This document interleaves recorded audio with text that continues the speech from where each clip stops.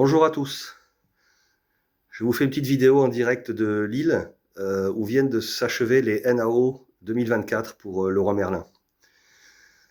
Alors, parmi les grandes mesures, si on peut appeler ça comme ça, au niveau social, il y a une prise en charge de l'augmentation de la mutuelle à hauteur de 2 euros. Alors pourquoi 2 euros? Simplement parce que l'entreprise a considéré qu'elle allait prendre en charge l'augmentation que pour la partie isolée confort et que pour une personne. Donc ce sera 2 euros par mois de prise en charge supplémentaire, quelle que soit votre cotisation de mutuelle mensuelle. C'est à peu près tout, hein, au niveau social. Au niveau salarial, on nous annonce et on nous propose, c'est la dernière proposition de l'entreprise, une augmentation générale de 1,1% avec un talon à 30 euros. Et un passage de 6 mois à 3 mois d'ancienneté pour bénéficier des mesures prises dans CNAO.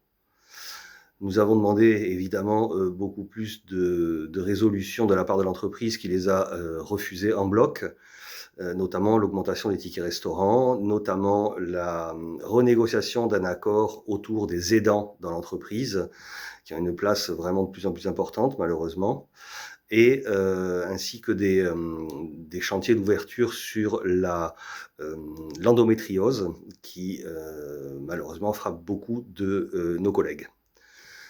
Le plus important dans cette négociation, c'est que l'entreprise a refusé en bloc de prendre en compte l'ancienneté des salariés de l'entreprise.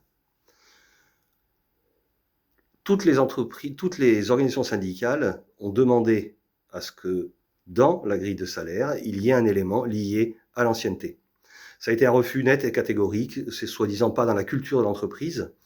Ce qu'il faut savoir, c'est que l'entreprise, qui donc a refusé ça, elle a versé sur 3 ans plus d'1 milliard de dividendes auprès de ses actionnaires, que l'entreprise, qui a refusé de prendre en compte l'ancienneté, verse une prime moyenne à peu près de 13 500 euros par an aux directeurs de magasins, quels que soient les résultats en plus des magasins, et au cadre supérieur de l'entreprise. On est donc en droit de se poser une vraie question par rapport à l'attitude de l'entreprise vis-à-vis de ses salariés. Est-ce qu'elle veut vraiment les garder ?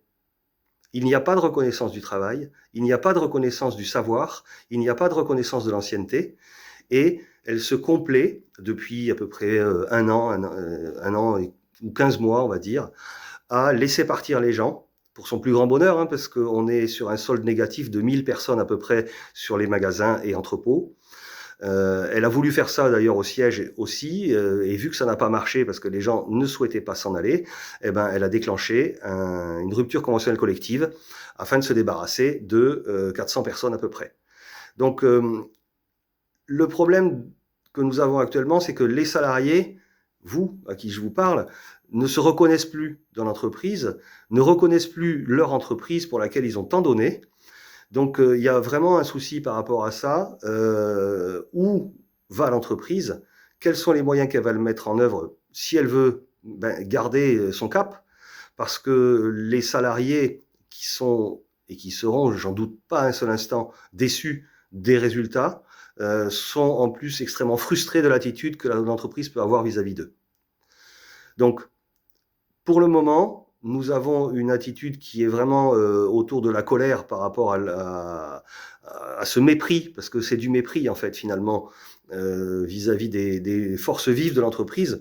Vous, moi, nous sommes les créateurs de richesse. Et les créateurs de richesse, on est en droit de demander une répartition des valeurs qui sont apportées à l'entreprise. Mais l'entreprise reste sourde à ça. Donc un bilan extrêmement mauvais pour nous. D'une manière générale, aucune organisation syndicale n'a signé et accepté ce résultat. Donc on va voir quelles seront la suite des événements et je ne tarderai certainement pas à revenir auprès de vous. Merci et bonne soirée.